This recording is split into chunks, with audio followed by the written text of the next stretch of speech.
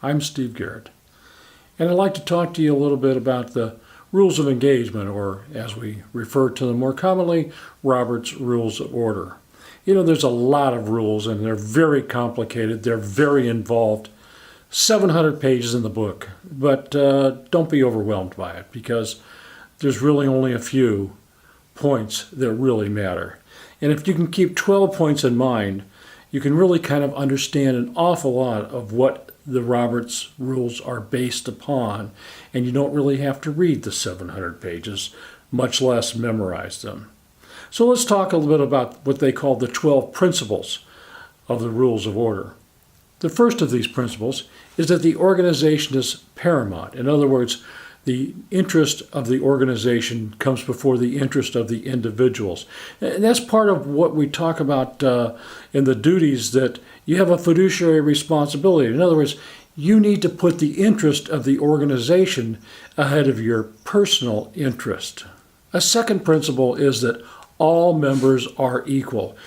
Even the chairman has a vote, but only one vote, with rare exceptions. Everybody who is a member of the organization has the equal rights. You don't lose rights, you don't gain rights. Everybody who's a member of the board of directors or the organization has the same rights. A third principle is to do one thing at a time. You can only have one motion on the table at a time. You must dispose of that motion before you can take up another motion. It's much simpler when you don't get off into several directions. And we've all been in discussions that just seem to go nowhere because people are going from here to there and they're taking up new topics and they're saying, yeah, but.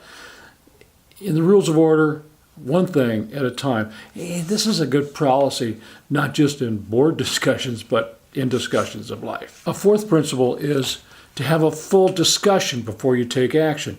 And the chairman's responsibility is to give everybody who is in the organization, everybody on the board of directors, the opportunity to speak. And the chairman usually wants to make sure that everybody gets the opportunity to speak before anybody gets to speak twice. Go around the table, give everybody their chance to speak. Don't move the question for a vote until everybody has satisfied that they've had their opportunity to express their opinion, ask their questions, and become clear on what's happening. Fifth of the 12 principles is a good principle to keep in line at all times, and it's called propositions before people. In other words, we don't need personal attacks. Let's talk about what the proposition is. Let's not get off in, oh yeah, but you. It's about the proposition, not the people. Try to keep the personalities out of the discussion. The sixth principle is that propositions can yield to privileges. What does that mean?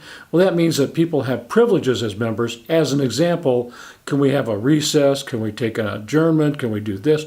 The privileged motions come before the propositions. You can interrupt discussions on a proposition for items of privilege.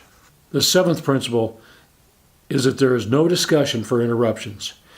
In other words, if you have an opportunity for a motion for an interruption, can we take a recess? There is no discussion of that. The chair rules. It's not, we'll talk about it and debate that, because there's only one proposition on the table at a time. But you can have a proposition put forward for an interruption, and there's no discussion of that. The eighth principle is that there's no discussion for suspensions. In other words, if somebody says, I want to suspend, I want to stop, I want to do, it's time to adjourn, there's no discussion of that. The chair rules. The chair rules. The ninth principle is a very valuable one. No do-overs. No do-overs of the same motion at the same meeting, at the same time. So you don't have a proposition put forward, a motion put forward, a vote, a win or a loss for some people, and then you say, well, wait a minute, I want to do that one over. You got to wait till the next meeting to do that one over. There are no do-overs in the same form at the same time. Principle number 10 is that usually the majority decides. Now, there are times, and we will talk about them, when it takes a supermajority, 2/3, not 50% plus one. But usually, the majority decides the issue.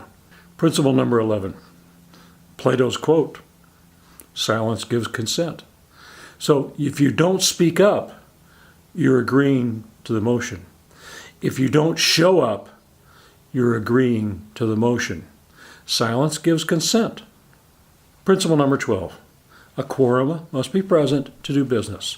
You don't just call a meeting of 3 people on a 12-person board and make decisions. You need a quorum to make decisions. That's a basic principle, and it's a principle that holds all the time. Well, these are some of my pieces of information, some of my ideas about how the board of directors should function, how an organization should function, how the rules of engagement should be applied. Like my video, subscribe to it. Thank you for watching.